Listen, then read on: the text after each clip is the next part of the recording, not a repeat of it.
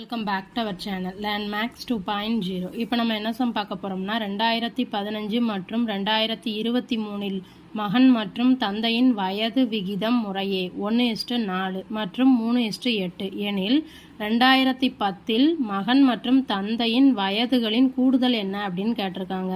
அதாவது 2015 மகன் மற்றும் தந்தையின் வயது விகிதம் என்னன்னு கொடுத்துருக்காங்க 1:4.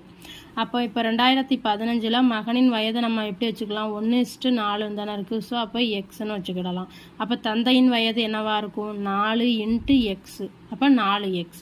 அப்போ இப்போ 2023 மகனின் வயது என்னவா இருக்கும், இப்போ 2015 எக்ஸ்னா 2023 அப்போ ஒரு 8 வருஷம் அதிகமாக இருக்குமா, அப்போ எக்ஸ் + 8. அப்போ தந்தையின் வயது என்னவா இருக்கும் 4x + 8. இப்போ என்ன கொடுத்துருக்காங்க 2023 மகன் மற்றும் தந்தையின் வயது விகிதம் கொடுத்துருக்காங்க. அது என்ன ரேஷியோவில் இருக்குது 3:8.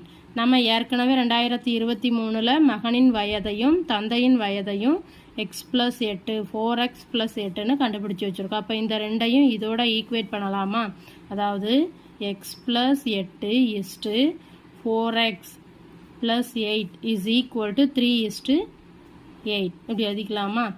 இதை எப்படி எழுதலாம், x + 8 / 4x + 8 = 3/8ன்னு எழுதலாமா. இப்போ இங்கே டிவிஷனில் இருக்கிறது இந்த சைடு வந்தால் மல்டிப்ளை ஆயிரும். அதே மாதிரி தான் இங்கே டிவிஷனில் இருக்கிறது அந்த சைடு போனால் மல்டிப்ளை ஆயிரும்.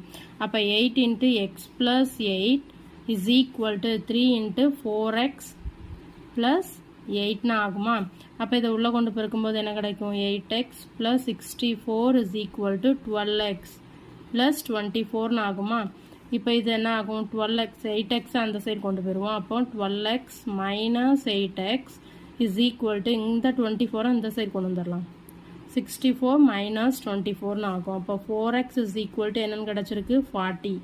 அப்போ எக்ஸினுடைய வேல்யூ என்ன